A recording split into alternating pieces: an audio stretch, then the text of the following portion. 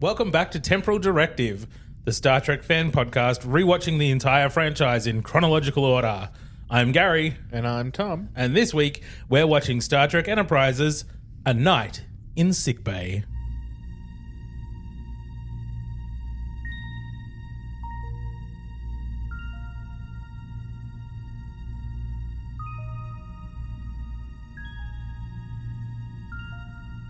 Star Trek, the ultimate franchise. These are the podcasts of the Wakefield brothers. Their 16-year mission to watch every production, to seek out life lessons and new inspirations, to boldly watch like most fans have watched before.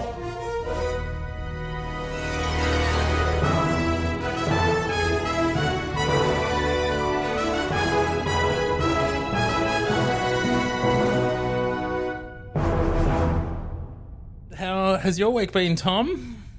Pretty busy, but nothing overly exciting. Just making up for all the work we lost last week. Oh, yeah. Because work had to shuffle all Those appointments had to be made up, right? That's right. so we've been pretty flat out. Yeah. Yeah. My work's been pretty quiet, but my new contract kicks in tomorrow, Yeah. which puts me back to full-time work, and surprise, surprise, I'm making podcasts for my job now. Apparently, I have done that before. That's what you do. You just life behind the mic. Apparently. That's what your autobiography will be in the future, right? Life behind the mic. Sure. But yes, anyway, so it's going to be a busy time, but that hasn't started yet. Yeah. It starts next week. So yeah, hopefully it'll be fun as well as interesting, but we'll see what happens, I guess. Yeah, I reckon that'd be pretty good.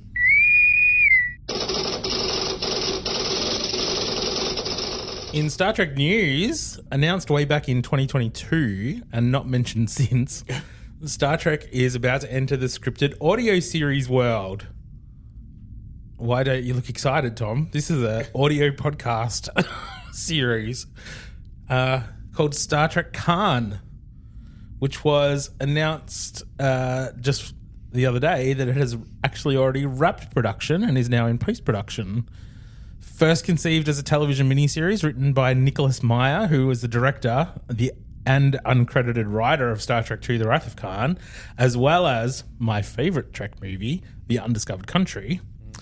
The idea was to fill the gap in Khan's story between the original series episode Space Seed and the character's return in Wrath of Khan. The series didn't get greenlit, so it was turned into a scripted audio series instead. Yay.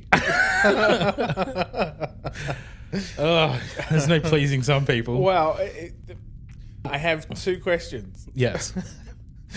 One, is Ricardo Montalban doing any of it? I doubt it, because he's dead. Oh, well. So unless they've got a really good Ouija board. He could have pre-recorded some shit. I don't know when he died. Well, so that loses some of my interest, especially when we're talking about audio only. And secondly, why do we care about audio? Like, really? Like, a TV show would be much better. A TV show would be better. But also, how happy would you be to see someone else playing Khan? How happy were you when it turned out that Benedict Cumberbatch was Khan in Into Darkness? Well, I didn't mind that so much, except that his character was written shit. Like, it wasn't Khan. Like, it just wasn't Khan. Like, there wasn't a single reference to any Shakespeare or nothing. He didn't seem like Khan at all to me. So I was like, whatever. Like, you can say he's Khan as much as you want, but he's pretty shit. So the rewrite of Khan was crap. So you can call him whatever you want. That movie was shit. It had nothing to do with Benedict Cumberbatch being Khan. He just got poor writing. So this is written by Nicholas Meyer. And the actual question was, why do we care about what happened to him on a planet that was abandoned by everyone. Like I don't know yet. It's just going to be them. It's the same as every prequel series. We don't know what the point is until we see it. It's going to be him and 12 guys standing. Do you around remember? going, Do you "What do we remember do how here?" Space Seed ended? Him stranded on the planet, right? Him leaving to the planet with his crew, kind of content that they were going to start this new Idyllic life for themselves. Yeah. And then it got pushed out of orbit and turned to a dust planet. This is City Alpha 5! Exactly. So, I mean, it can really only be like, roses and everything's great for the first, half of whatever the series is, and then the rest of them trying to survive. Like, do you want to hear the official synopsis? Yes. Right up. Yes. That they announced with the announcement. that would be good. Okay, it reads. The exciting expansion, exciting. Yeah, sure. The exciting expansion of the Star Trek universe will explore the dramatic, untold events that unfolded in the desolate world of Ceti Alpha 5 after Captain Kirk left Khan and his followers stranded there, paving the way for the iconic clash in Star Trek II: The Wrath of Khan. History remembers Khan Noonien Singh as a villain, the product of a failed attempt to perfect humanity through genetic engineering, whose quest to avenge himself on Admiral James T. Kirk led to unimaginable tragedy and loss. But the truth has been buried for too long beneath the sands of Ceti Alpha 5. How did Khan go from a beneficent tyrant and superhuman visionary with a new world at his fingertips to the monster we think we know so well? Recently unearthed, the rest of Khan's story will finally be told in Star Trek Khan. Coming soon to a podcast near you. Fuck. Okay. We'll see what happens. Sounds good. Yeah, you can hear the excitement in my voice. Yeah, clearly. Yeah. I'm more excited than this. I don't listen to audiobooks. You listen to audiobooks. Yeah, I know. You should be more excited about this than I am. Well, I don't like when they do shit like this sometimes because they can ruin. They've never done it like this before. No. It's not so much the style of what they're doing. I don't like when they go back and change a story that we know already. So, who says they're changing anything? They're adding story to the middle. Yeah, I know. Yeah, well, we'll see what happens. Oh, caramba. We'll see what happens. We're watching classic Doctor Who now, right? And it shits me because the new Doctor Who that they've written is so fucking bad because it doesn't do any justice to the old Doctor Who at all. It's just absolute shit. What the fuck? What are you talking about? This is new Star Trek, right? So they're writing new Star Trek, yes, but it's based in the old stuff that's happened. Like right? Discovery. Yeah. Yes, and... Mm-hmm. Like Strange New Worlds. Yeah. Yeah. Well, Strange New World seems to be doing all right, but they fuck up too. But, I'm sorry that you just don't want anyone to do anything ever. Yeah, it's fine. Some of the stuff they fuck up with, they sort of do in a interestingly cover-up way. So cover-up way? What are you... Well, the bridge of the Enterprise... Fucking hell. I'm going to lose it. You're allowed to lose it. But the bridge of the Enterprise, they fucked up, right? At first, they fucked up. They fucked up in two ways. They had that weird tunnel thing around the side. I thought that was brilliant. Yeah, I loved it. I know, you really liked it, but it's not canon at all in any way. Oh my God! Oh my God! No, but that's what I'm saying. But it covers up, right? So that they it's not fixed covering up. It's... So they fix other it. things are allowed to exist. Yes, they are, but it's not another thing. Do you really want Pike walking onto a fucking cardboard set? Fucking plywood and fucking jelly fucking buttons? Toffee toys, but anyway, toffee buttons, but anyway. No, but that's not what I'm talking about. I'm talking about that there was never a tunnel, so it makes no sense. Oh my God! Also, the holographic displays and shit, Oh God! But they rip them out, so they cover it back up. It's fine. Yeah. Whoa! What the fuck are you doing? So that's fine, but when you change story stuff, it's what the fuck are you doing? Let's talk about this week's episode, shall we? Yeah, So this week we're watching Star Trek Enterprise's A Night in Sickbay, written by Rick Berman and Brannon Braga, directed by David Stratton. The original air date was October 16th, 2002. we mentioned a couple of weeks ago on the Carbon Creek episode, but this episode was nominated for the Hugo Award for Best Dramatic Presentation Short Form at the 2003 Awards, as was Carbon Creek. That's why it was mentioned then. Yeah. But the episode of Buffy called Conversations with Dead People actually won the award. Nice. But this was nominated. The IMDb synopsis reads, after previously offending the Kreetassans, Enterprise attempts to make a better second impression, only to upset the alien race once again. A frustrated Captain Archer returns from the planet, only to be further upset to find that his dog Porthos has been affected by a pathogen native to the world. While Phlox works around the clock treating Porthos, Archer stands vigil in Sickbay, experiencing firsthand the quirky, everyday life of his Denobulan Doctor.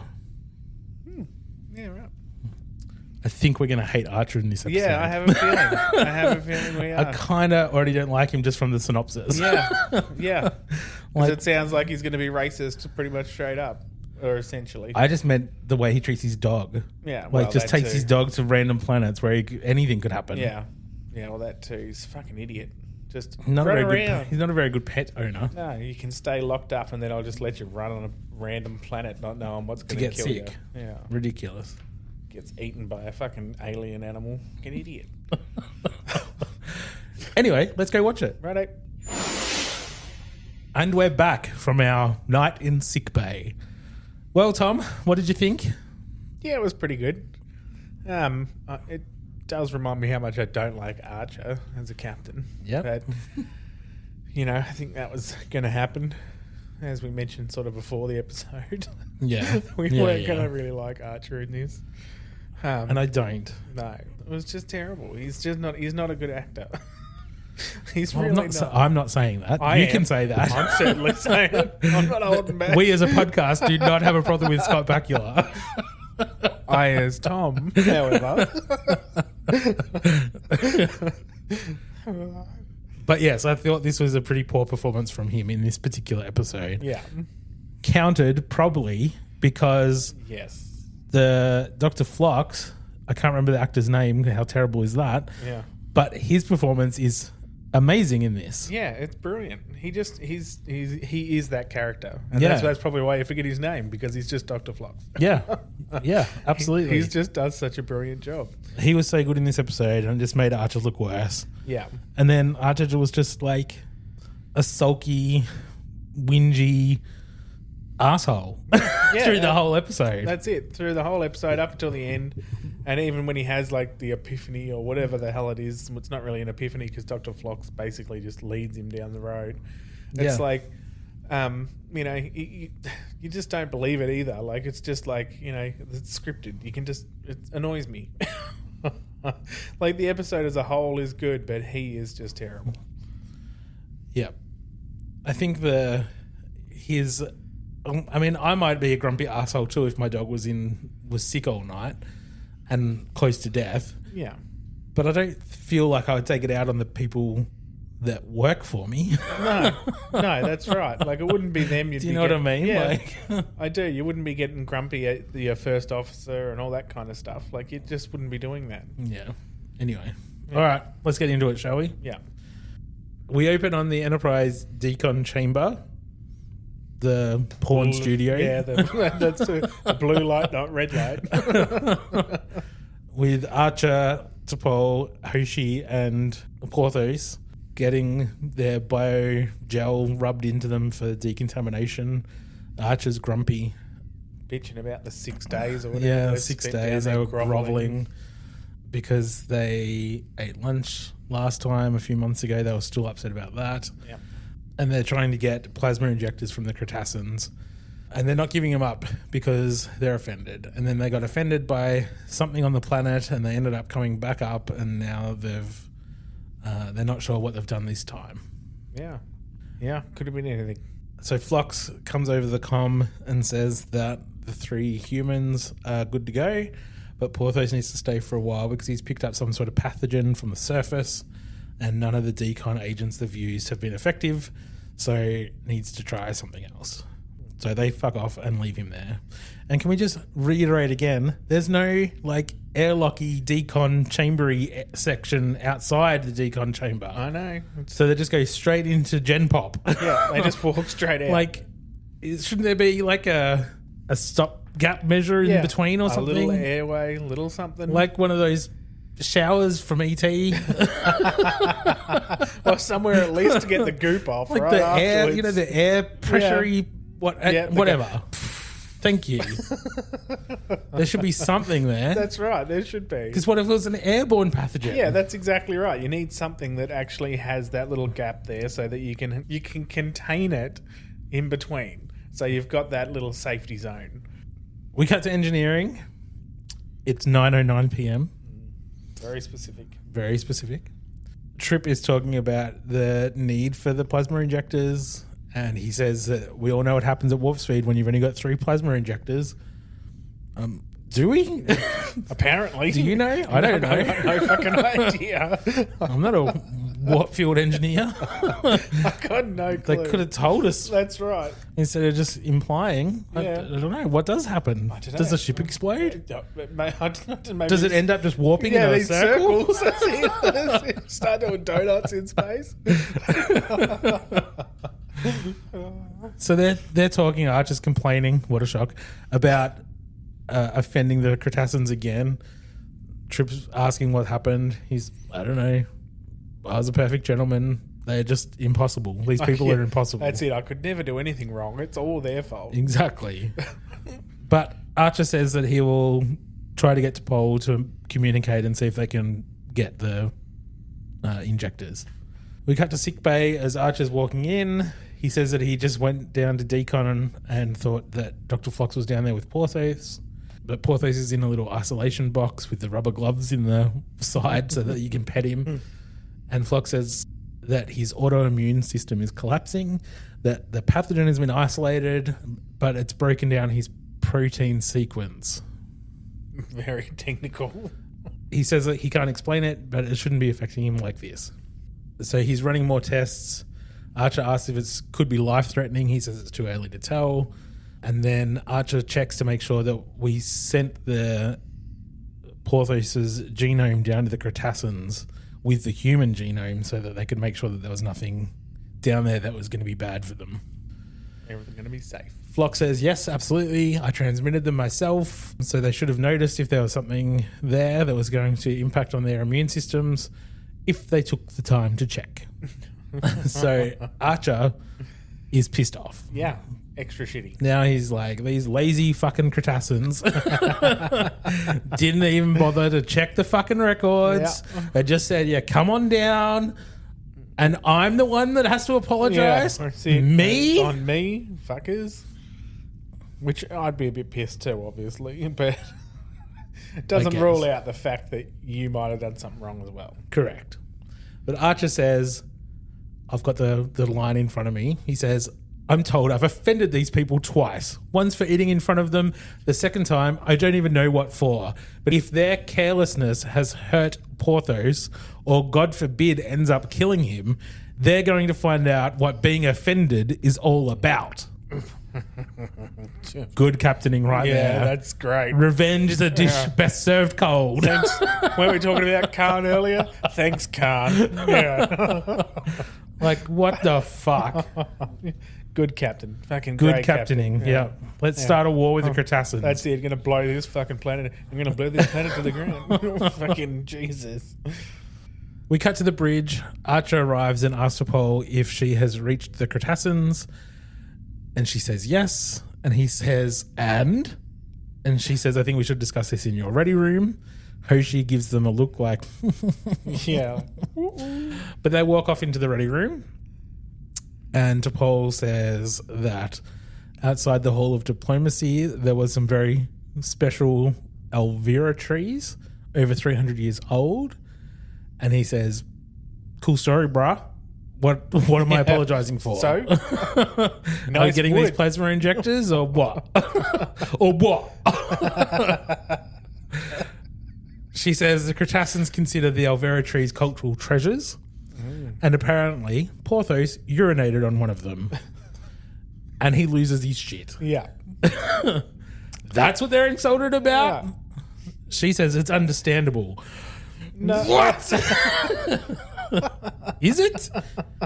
If they'd bothered to read the genetic profile, then they would have told us to leave the dog on the ship. Yeah, anyway, so he wouldn't have even been fucking down there. So but, he's angry. like, he fucking went off his shit. But, like, of course they're going to be pissed off. Like, the dog peed on their treasures. Yep. Like, And then she says, I gave them your apologies. And he says, what the hell? yeah. Where do you get off giving my apologies? I just want to punch him in the face. You want to slap him there. Just...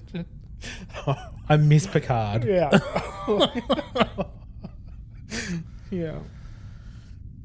So there's a bit of back and forth, and she's talking about getting the plasma injectors, and he's getting cranky, and how some things are more important than plasma injectors. And again, he goes, if anything happens to Porthos, I'll be the one watering the Olvera trees. What? Like, it just doesn't even make sense. You a 12-year-old? Yeah. Like, I mean, just whatever. I'm going to come down there and piss on your fucking tree. What the fuck? Good diplomacy. Merit badge in diplomacy. That's so great. Fucking he's the worst fucking captain. Like, it's terrible. I know it's early days, but it's not an excuse. No. Like, fucking Jesus. No. So he storms out of the ready room. We cut to his quarters at 10:32 p.m. and he's bouncing a ball against the wall. There's a water polo game on the TV, I think. Yeah. And then he looks at Porthos's cushion. He picks up a blanket and a pillow and walks out. Cut to Sickbay, and he walks in with his blanket and pillow. With his little blankie. Phlox says, if you were a married man, I'd be wondering if your wife had thrown you out. But he's just a 12-year-old boy with his blankie. That's right. He questions Phlox on his knowledge of veterinary science or medicine. Yeah. Asks about if Denobulans have dogs. And he talks about Denobulan lemur that's highly sought after. It's not quite a dog, but it has a tail and fur. And most have one head. Yeah. Yeah, he says it's still going to be a couple of hours. He believes he's eliminated the pathogen and he's working on a treatment to stabilize his autoimmune system. Phlox tells him to get some sleep, and Archer bends down to say goodnight to the fakest dog I've ever seen on television. I know, right? It's fucking terrible. It's just static too. Like, you'd think they'd change it at least a little bit throughout, wouldn't you? I mean, if in the original series they can have aliens with those little pulsating things on the side of their head, you'd think by now they could have a dog that breathes while it's in its chamber. Yeah, you would think so. So Archer goes to bed on one of the bio beds, pulls the curtain and lies down, and then he hears like this grating, grinding sound, and gets up to see what's going on, and you can see sort of Phlox's silhouette behind a curtain. And we get the delightful shot of Phlox grinding his big toenail claws off into a petri dish. Gross. Disgusting. Yeah. Yep. Then once he's done, he comes out. Archer goes back to bed. Phlox comes out with his little petri dish full of toenail clippings and feeds them to something in a cage. Yeah. So wrong. Archer goes back to bed, as I said, and then we get a shot of Phlox scraping his tongue that's like super Extra long. long, He's scraping it with his thing. Then it fades to black. Then there's some noises of animals chirping, and Archer sort of wakes up from the sounds, and he gets up to see Phlox doing a round of feeding. He's feeding all the different animals and stuff that are in the sickbay. Archer asks about Porthos, how's he doing? Is he comfortable? Like, he hasn't moved, literally. He hasn't blinked. He hasn't taken a stretched. Not a breath. Nothing. He's just a stuffed animal. Archer says he'll be back in a couple of hours and leaves. And then we see him entering the gym. And DePaul is running on a treadmill. No sweat. She's breathing fine, but she's having a good old run. Yeah. And he gets on another treadmill next to her and starts running as well, trying to keep pace. And she asks how the dog is. And while they're having this exchange, she keeps bumping the speed up and he keeps bumping it up to match, but he gets out of breath. Yeah. And starts sweating profusely. And the way he talks is Labour. Breath. Yeah. And she's fine the whole time. Yep. He can't help himself. He has to fucking prove whatever he's trying to fucking prove. Yeah, he's a dickhead. He isn't an idiot? Yep. She asks how Porthos is. He says, nice of you to ask, we'll know soon. And then he's like, have you heard from your friends on the surface? Have you heard from your friends on the surface? What a whiny little bitch. And she says, not yet. I guess they haven't finished compiling their list of punishments. Meh. She says they're not interested in punishing you. They just want an appropriate apology. I'm sorry. Yeah. For what? I'm just practicing. Oh, you fucking dickhead. Just smack him. I'd just walk out, right? Yeah. Like, ugh. But Paul has more control than I do. Fuck.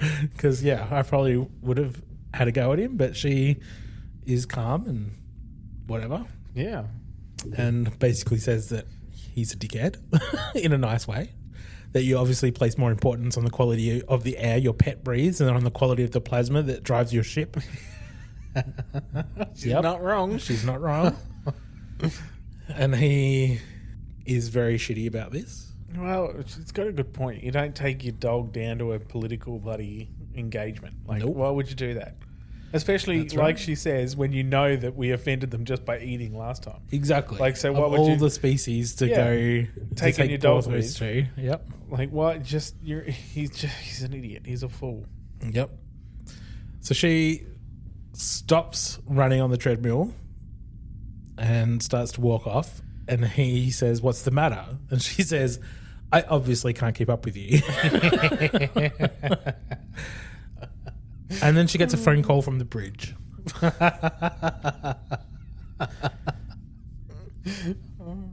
And it's Hoshi, who says that they've just received a transmission from the Kreetassans and they've got the reconciliation demands. And the captain's not going to believe this.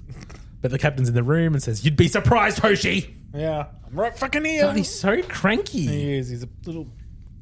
Anyway, so he says we're on our way. They go up. Hoshi gives Archer a pad with all the information and he reads it and he says, well, that isn't so bad. I thought there'd be something in here about standing on one foot with my eyes shut, reciting the night before Christmas. I just hate him. Yeah. I hate him so much. Mm-hmm. Then he says he's going to go back to sickbay to see if he can get a little bit of sleep before the doctor's results come through. We cut to sickbay. It's 1:32 a.m. An alarm goes off and Archer wakes up and runs out. And Phlox says that Porthos has gone into anaphylactic shock. His body has rejected the treatment. The dog was very stationary throughout that whole anaphylactic shock. Yeah, very Not stationary. even a muscle twitch. Nope. Not even an eyelid flicker. Nah. He had no idea what was going on. Nope. They decide to try a different treatment. Archer helps him get the hyperspray ready and stuff. He whinges more about the Kreetassans, more whinging about that no one caring about Porthos being sick, and that they should be the ones apologising, not me. Is ridiculous. Yeah. Is this where the doctor starts? About the... Well, he says, why does T'Pol's opinion concern you? Yeah. And he says, she's my science officer, my second in command. She should know more than anyone how dedicated I am to this mission and to every member of my crew. And he says, you didn't answer my question. Yeah. That's not... So... Yeah. Hey, what about Mr. Tucker? Wouldn't his opinion mean more? You've known him longer. But Archer deflects and doesn't answer that question. Yeah. And just starts talking about the plasma injectors and how we can run fine with the 4 we've got. And then Phlox asks how long it's been since he's been intimate with a woman, and he gets angry. What? What's that got to do with anything? I suppose you're going to tell me you have a degree in psychiatry too. Absolutely. Yeah. He's like, oh, he sort of shrugs, like, oh, for fuck's sake. He's like, nope, no, not a chance. Porthos is the only patient you're treating tonight. You got it? Let me know if there's any changes. We cut to the bridge. There's a Kreetassan on the view screen talking to Hoshi, and they're upset that they haven't adjusted their ship time to the capital city time. Yeah. And she says, I apologize, we weren't aware that was a requirement. It's like, it's not a requirement, it's simply a courtesy. Something your species doesn't seem to understand. Like, as much as I'm saying about the captain being a bit of a dick, this species really is terrible. I don't disagree with that. Well, yeah, I don't disagree with don't call it. the Kreetassans in the middle of their night. No, but I don't disagree with like what they're sort of saying either, but it's the way they deliver it. Oh, to yeah. you. So like they're not being polite They're grumpy. themselves, and they're not being friendly or anything themselves, and yet they expect a high level of treatment towards them, but they're not giving it back. They only don't want to see someone eat because that should be done in private. Yeah, and they which I don't get. want a dog to urinate on their sacred trees. I don't think they're asking that much. Please don't piss on our sacred trees. How dare they ask me to not pee on their trees? And don't call us in the middle of the night. Pay attention to what time it is when you're calling. I don't think they're being unreasonable here, Tom. Yeah, fair call. There wasn't a sign that said "Don't pee on the tree." No, that's right. And they're lucky they got out. Remember what happened when Wesley Crusher crushed the garden in the on the other ball. planet? Yeah, we kept chasing that ball. They were going to kill that kid. I know, they were gonna. They at least let Porthos off the planet. Yeah. We cut to Sickbay. Archer is woken up by Phlox talking in some alien language and noise, crashing noises and stuff. He opens the curtain around his bed and we see a bat flying around and the doctor's trying to catch it. Phlox says, keep your head down. Keep your head down. And then it sort of cuts to commercial and we come back and now Archer's in on the catch. Yeah, got his own net. He's got a net and Phlox has got like an origami bird on a stick. And he's trying to scare the bat into moving so that Archer can catch it. But Archer catches it. He's even useless with the totally net. Useless. Sticks it behind some bloody metal canisters. Yep. Sticks it behind the canisters and pushes the canisters off, trying to catch it. Like, what are you doing? Just making a mess. He's just making a mess. Fucking useless. So Phlox is knocked out. Archer knocks some goop off the shelf and onto the doctor. He says, that's not poisonous, is it? And he just grabs a little bit on his finger and tastes it. He's like, no, I'll be right. I'll be fine. And they talk about needing to catch it. And while they're running around looking upwards trying to find the bat so that they can catch it more, they talk more about sexual tension between Archer and T'Pol, and that there's this friction. And Archer says, you're just getting it wrong. Like, there's nothing there. Couldn't possibly be. We're getting along just fine. Just leave it alone. Phlox says, when one person believes their sexual attraction towards another is inappropriate, they will often exhibit unexpected behavior, such as inordinate anger towards comparisons made between their ship and their beagle. Archer says, listen, Doc, there's no sexual attraction. And then they start trying to catch it again, and then Hoshi walks in the door and the bat sort of flies near her and Hoshi just picks it up. Just grabs it out of the air. Without any issue. Yep. And says, oh, you okay? What are these bad men trying to do to you? But she just puts the bat back in her container and she says that the Kreetassans have called and that they're anxious to get their response from the captain. And our timing is wrong. Well, he says it's the middle of the damn night. And she says, they also suggested we should synchronize our time to their capital city. While Hoshi's there, she asks how Porthos is doing, and again, it'll be a couple of hours. So Archer goes back to bed. Phlox says that he'll stay with Porthos unless he'd like to stay up and continue the discussion regarding Sub-Commander T'Pol. Yeah. And just as he says that, Archer pulls the curtain over in front of his face. No. And then, yes, we cut to a dream sequence, which is a pet graveyard while Phlox is giving a eulogy. He's wearing a clerical collar, like a priest collar. And he's giving a eulogy about Porthos. Always willing to give a paw. Yeah. So good. But while they're there, T'Pol moves next to Archer and sort of gazes into his eyes and then grabs his hand. And Phlox's eulogy turns into, when one person believes their sexual attraction towards another is inappropriate, they often exhibit unexpected behavior. And then we cut to, we're still in the dream though, but we cut to the decon chamber. It's pretty much the opening scene again with the Hoshi, T'Pol, Archer, and Porthos. But this time, Hoshi and Porthos are free to go, and Archer and T'Pol have to stay in decon. So Hoshi picks up Porthos and leaves. Then all of a sudden, T'Pol is topless, facing away. And he grabs some gel, and then Phlox's voice can be heard over the comm or something, asking something about how long has it been since you were intimate with a woman, and then they kiss, and then he wakes up. Yeah. And it's 2:49 a.m. And he says to Phlox that I dreamt that Porthos died. And he says, let's hope your dream wasn't prophetic. He says that the treatment hasn't been going well. He gives some story about how he got Porthos in the first place and how much he's always loved dogs. And he says, did you have any pets when you were a kid, Doctor? He says, my people don't keep pets. And Archer says, I thought you said something about the Denobulan lemur. I thought they were highly sought after. Oh, very much so. Their kidneys are considered a great delicacy. And then T'Pol enters with food. Yeah, that's it. Kidneys, anyone? She brings in some food saying, I thought you might be hungry. Phlox says, thanks, whatever. He says something like that.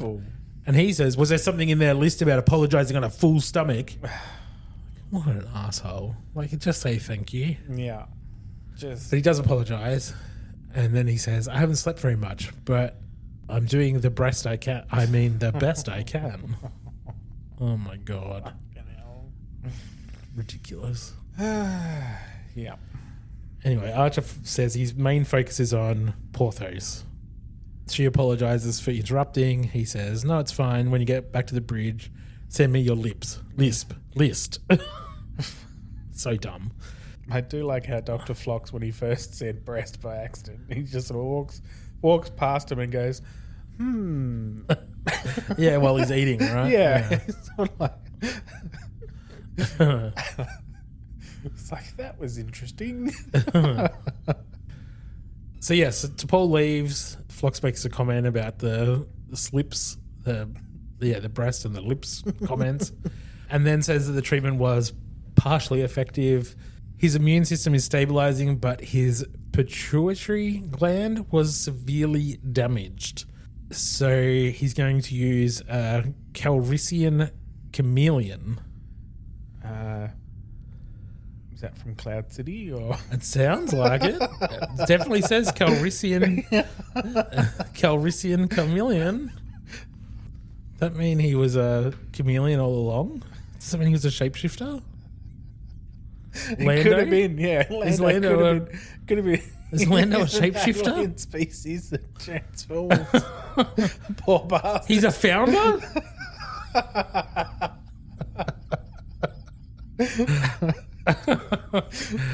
Anyway, Phlox says he needs to alter the DNA of the chameleon so that they can harvest the pituitary gland and basically transplant it into the dog. Yeah.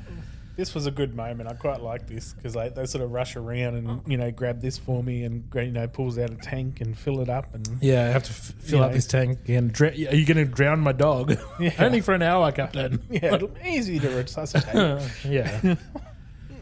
He says that this probably has never been done before. There's some conversation about the human bond with their pets. Yeah. And how insensitive Phlox might have been to that because they don't understand it. Then we cut to commercial and come back, and they're both wearing operating gowns.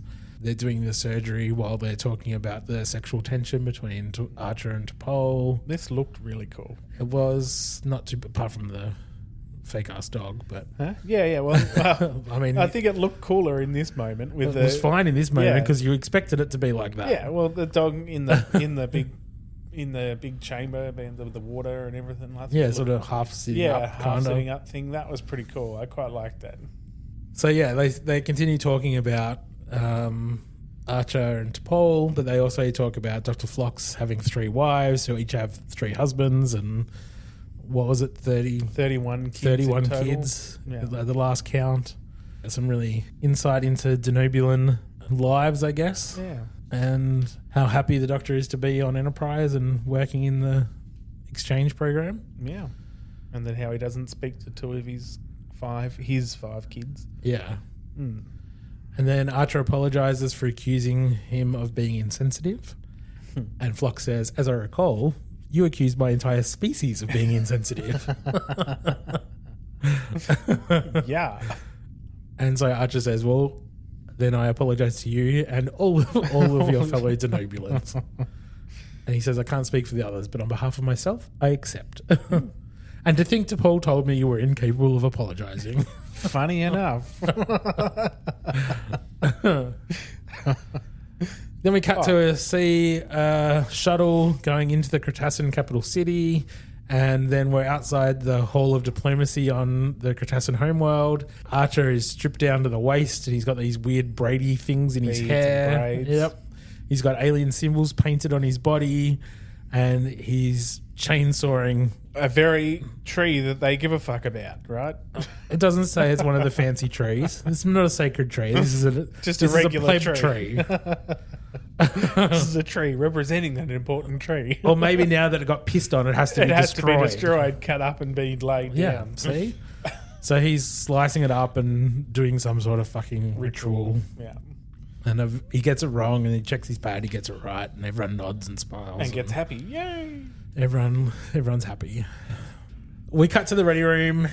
Archer is eating his breakfast, and T'Pol comes in and says that Troop is happy about the new plasma injectors, and they're operating within Starfleet parameters, blah, blah, blah. And they gave him 2 more. Yes, out of the kindness of their hearts.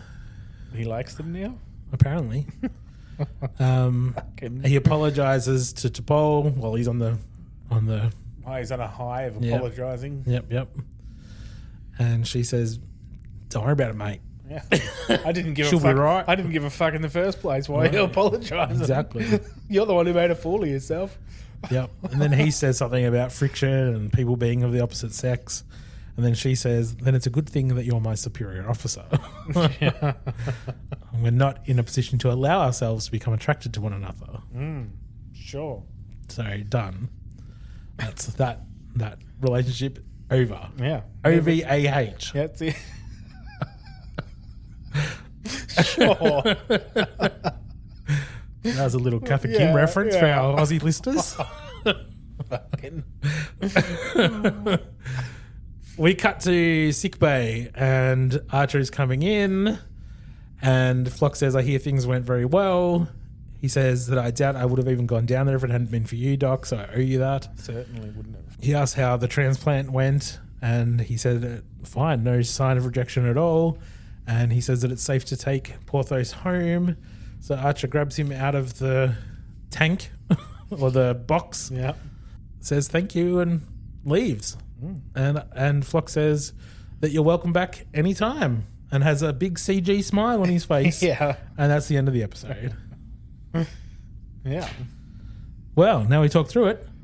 What are your thoughts? It's still a good episode as much as he annoys the shit out of me throughout it. Yeah. But Well, I mean, they did try to justify his poor behaviour. yeah. I mean, I get that he was pissed off. I sort of understand it to a certain degree. You wouldn't react this far. Like, Well, you wouldn't think so. And especially with what he's gone through at this point too, like beforehand. Like, he's gone through a fair bit of shit. And for this little thing, really, comparatively, this little thing to have made him this angry just doesn't make a lot of sense, really. I don't know. I'd be pretty angry if it was Winston, my Yeah. doggo. Yeah. I mean, I would be not overly happy if someone hurt my dog, but, you know, they didn't do it on purpose or anything, really. Yeah. So, All right. What's the life lesson this week, Tom? don't take your dog down to fucking planets. Is this the third time we've had that life lesson? Yeah, it probably is. 'Cause he keeps fucking doing it. Yeah. No, but for real. Yeah. Don't be so arrogant. Or something in that. You know, take responsibility for your actions and, you know, actual responsibility. It's not everyone else's fault. Shit happens. You know, you might have some fucking... Maybe something there about understanding what's driving your emotions as well. Yeah. Like there's all those different influences that were impacting on Archer throughout the episode. So the thing with T'Pol and the stuff with the Kreetassans meant that he wasn't really fully focused on any of it because he wasn't really acknowledging all the different things that were happening. He was so focused on Porthos and getting him well that he just sort of neglected everything else. Yeah. So maybe thinking about where you are and how things are impacting you so that you don't become an asshole like Archer was in this episode. So self-awareness is important. So self-awareness is... And self-care. Self-awareness, self-care. Yeah. Yeah. And responsibility. Yes. Yeah. All right, IMDb rating time. Our examples of 1 episodes are Voyager's Threshold and Next Gen's Code of Honor.